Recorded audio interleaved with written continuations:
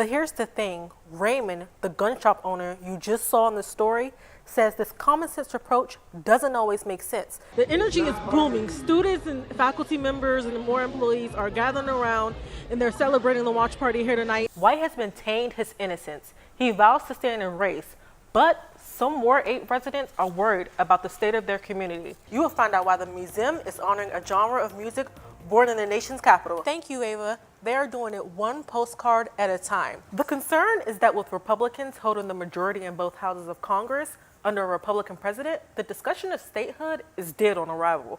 It's pretty exciting that tattoos opened up for me and I've been able to do the stuff I love to do, make money, make a good living, and be happy. Jordy Pla is the owner of tattoo shop Black Flamingo Collective in Bethesda, Maryland. He's loved art since childhood and has been a tattoo artist for almost a decade.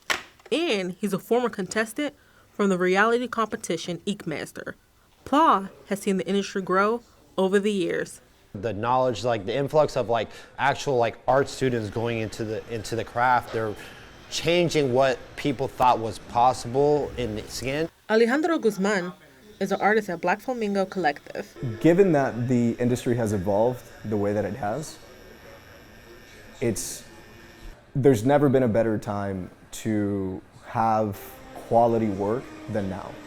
And while the industry has grown technically, for all artists, it has also grown in other ways, eliminating stigma that has been associated with tattooing. It's not even a thing anymore. Tattoo Culture DC's owner, Jissa Morales, has witnessed the change. I'm tattooing a lot of professionals and they're all tatted up. Tattoo Paradise owner and veteran artist Matt Knopp says that even if the tattoo doesn't have a life meaning, it always will. Tell a story because you're always going to remember time and place, where you got it, why you got it. Tattoos, in general, all have meanings behind it. Imani Agbionu, CNS TV. I get the blame for me vetting somebody, selling them a firearm. Andrew Raymond owns a gun shop in Rockville. He's one of the 3 gun shops being sued by D.C. and Maryland Attorneys General Brian Schwab and Anthony Brown. We're holding them accountable, responsible for violating federal law and Maryland law when they repeatedly and knowingly sold dangerous handguns to a person they knew or should have known was trafficking those guns. But Raymond says that is not fair because he says he does vet buyers. That person being cleared by law enforcement, that person getting the firearm, then transferring that firearm unbeknownst to me, and somehow this entire thing, though I'm several parts out, is my responsibility, my fault. The lawsuit comes 1 year after D.C. gun trafficker Demetrius Minor pleaded guilty to and was convicted for dealing firearms without a license. Within just 5 months, Mr. Minor bought 25 handguns from the same gun store. And that's the problem. Authorities say it is not enough to see if someone has been cleared to buy a gun. Gun dealers have to red flag patterns of repeat purchases.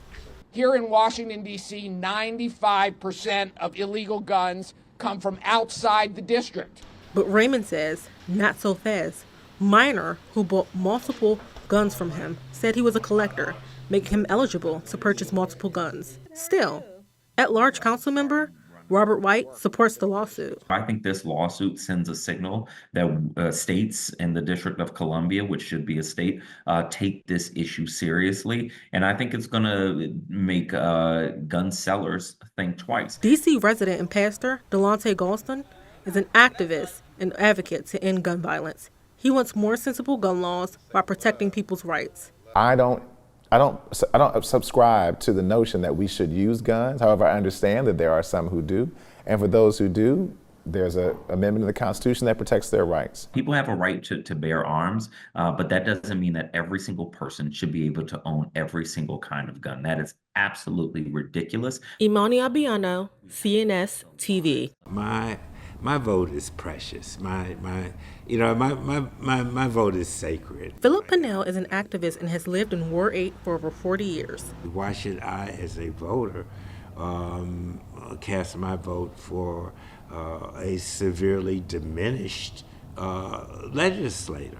He's talking about Trayon White, the Ward 8 council member currently running for re-election while facing federal bribery charges.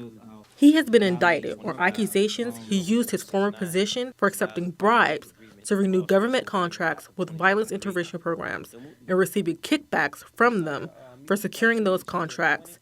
As he continues to campaign, calls for his resignation increase. Personally, I would have liked to have seen him resign. It's too late to remove his name from the ballot now, so he is the Democratic nominee. And if he is convicted, he would be removed from council. While this plays out, Ward 8 resident and ANC Commissioner Wendy Hamilton is focused on the community. So I think that's where we as ANCs, can really kind of fill in the space, sort of stand in the gap. Imani Agbionu, CNS TV.